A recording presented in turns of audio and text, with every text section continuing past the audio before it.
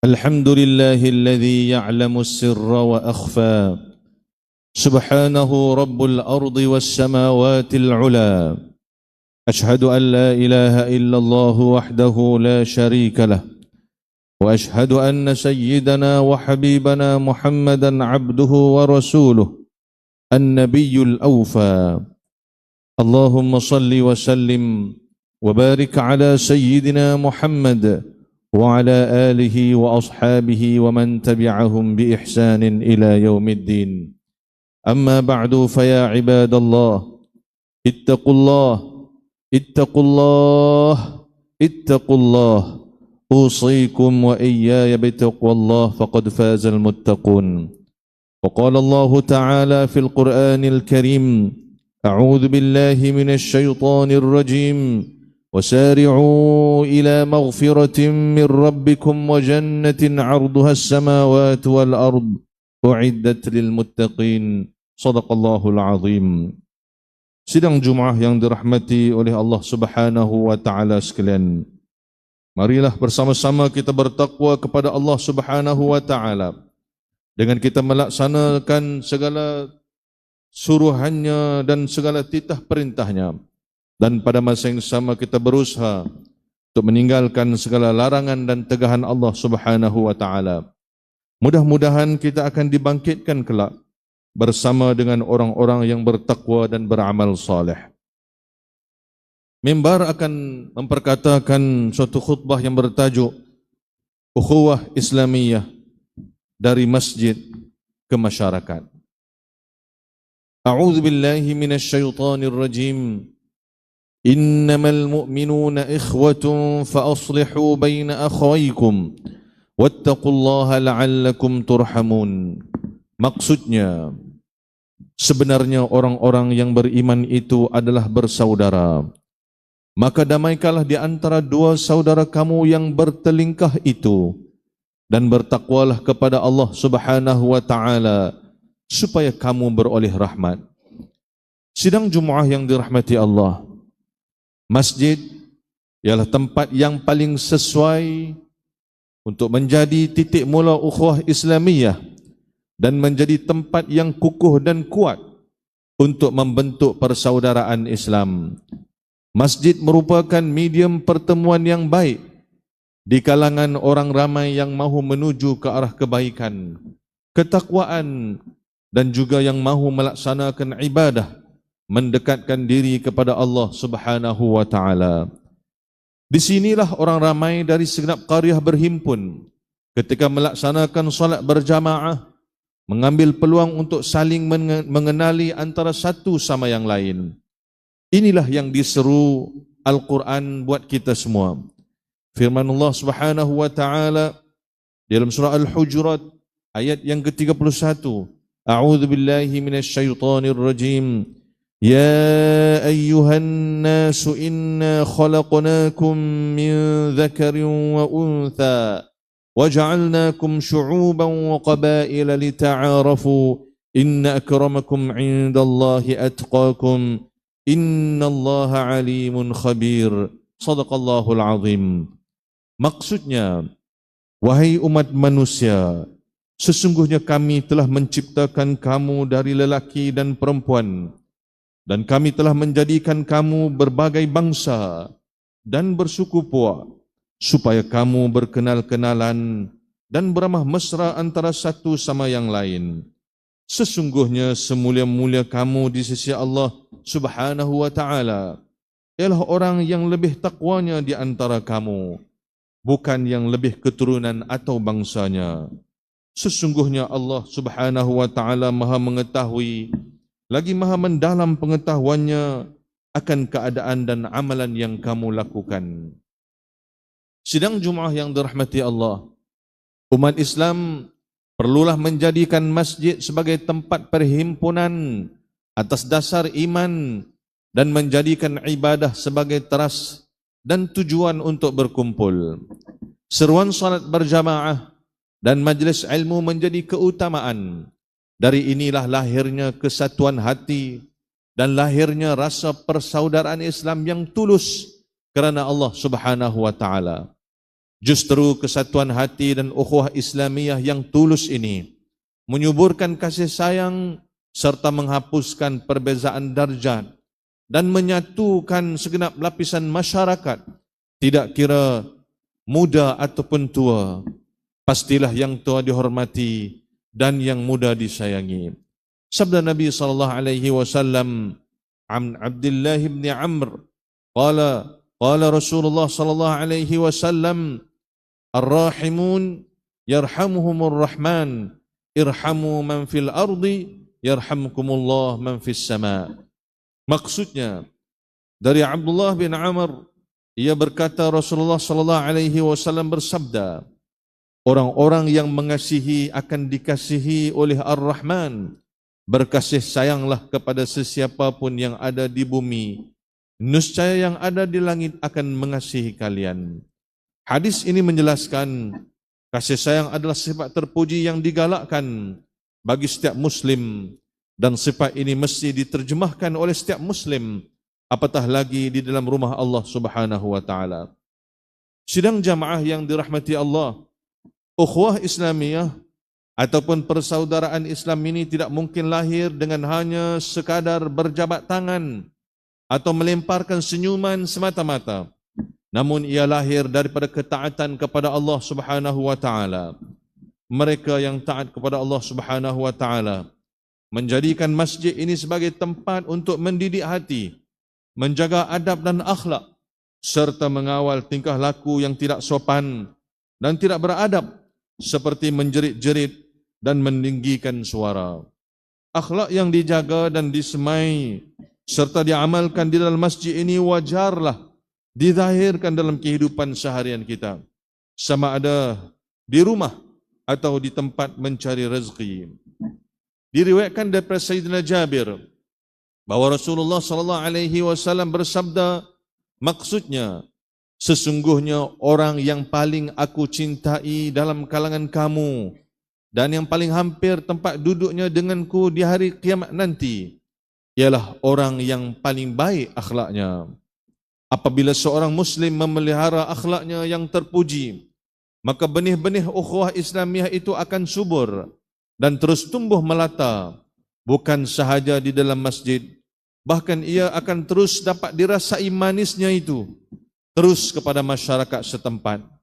Sebagai contoh, pertemuan berterusan di masjid melahirkan sifat kekitaan dan mengambil berat antara satu sama yang lain. Andai ada di kalangan jemaah yang sakit, diziarahi, ditanya ketiadaannya dan juga dibantu keperluannya. Jemaah yang lalai ditegur dengan penuh hikmah dan beradab. Ini antara contoh kecil ukhuwah yang hidup dan berfungsi di kalangan orang ramai, membentuk persaudaraan Islam. Persaudaraan Islam tidak boleh terhenti dan berlegar di masjid sahaja. Bahkan masjid menjadi pencetus dan penanda aras serta kayu ukur kepada ukhuwah Islamiyah yang perlu ada pada setiap diri seorang Muslim. Ukhuwah ini mestilah dibawa keluar ke kawasan kejiranan. Masing-masing menjaga hak jiran, mengelak pertelingkahan sesama jiran atas perkara yang remeh-temeh hingga menyebabkan perkelahian yang berpanjangan, sedangkan sudah diasuh untuk saling bertolak ansur. Bertolak ansur sesama kita tidak dapat dicapai seandainya kekuatan ukhuwah Islamiyah itu lemah dan hanya mementingkan diri sendiri, hidup secara nafsi-nafsi. Masjid rumah Allah tiada langsung dalam jadual harian, hanya menjadi singgahan di kala seruan hari Jumaat. Oleh yang demikian, perkasakanlah ukhuwah Islamiyah sesama kita dengan memasyarakatkan masjid sebagai tempat rujukan ilmu dan memenuhi majlis-majlis ilmu sebagai tempat menjalankan pelbagai aktiviti seperti program korban akikah, khatan perdana, meramaikan anak-anak yang cemerlang, dan juga program sumbangan bakul makanan serta banyak lagi. Sedang jemaah yang dirahmati Allah Subhanahu wa taala sekalian, ukhuwah Islamiyah ialah asas utama kepada kekuatan ummah kerana ia membina kesatuan, kepercayaan dan kerjasama sesama Muslim tanpa mengira budaya tanpa mengira bangsa dan budaya atau latar belakang. Ia membawa kepada dasar pembinaan ummah seperti mengukuhkan perpaduan, melahirkan sikap saling membantu, menyuburkan kasih sayang dan empati, menjadi benteng daripada fitnah dan konflik, asas kekuatan sosial dan politik ummah. Sidang Jumaat yang dirahmati Allah Subhanahu wa taala sekalian, mengakhiri khutbah pada hari ini, marilah sama-sama kita merenungi sesungguhnya kekuatan umat Islam terletak kepada ukhuwah dan kesatuan. Apabila ukhuwah dipelihara, Allah Subhanahu wa taala menurunkan pertolongan dan keberkatan. Namun apabila persaudaraan diabaikan dan perpecahan dibiarkan, maka ummah menjadi lemah walaupun ramai bilangannya. Oleh itu marilah kita memahami bahawa masjid bukan sekadar tempat ibadah, tetapi masjid merupakan pusat pembinaan ukhuwah di antara kita. Ukhuwah Islamiyah yang sebenar bermula di masjid dan mesti dizahirkan dalam kehidupan bermasyarakat. Mudah-mudahan dengan menjaga ukhuwah ini, Allah Subhanahu wa taala akan mengurniakan kepada kita masyarakat yang aman, ummah yang kuat serta negara yang diberkati. A'udzu billahi minasyaitonir rajim. Wa athi'u Allah wa rasulahu wa la tanaza'u fatafshalu wa tadhhab rihukum wasbiru innallaha ma'as sabirin. Maksudnya, dan taatlah kamu kepada Allah dan Rasul-Nya, dan janganlah kamu berbantah-bantahan. Kalau tidak, niscaya kamu menjadi lemah semangat dan hilang kekuatan kamu. Dan sabarlah menghadapi segala kesukaran dengan cekal hati. Sesungguhnya Allah Subhanahu wa taala berserta dengan orang-orang yang sabar.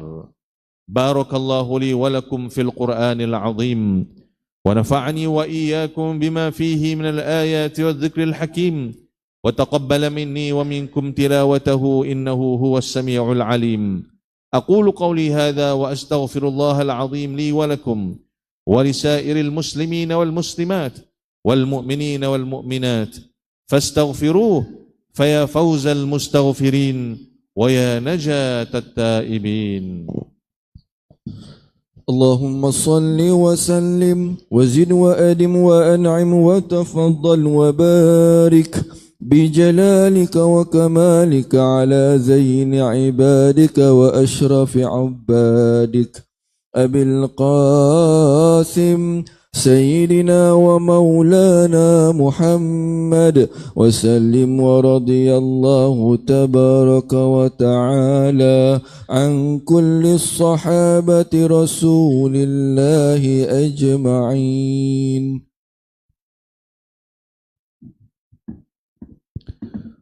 الحمد لله حمدا يليق بجلال وجهه وعظيم سلطانه.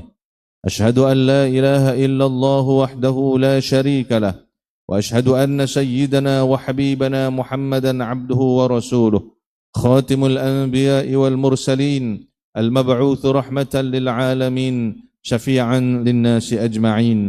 اللهم صل وسلم وبارك على سيدنا محمد وعلى آله الأطهار وأصحابه الأخيار والتابعين وتابع التابعين لهم بإحسان إلى يوم الدين.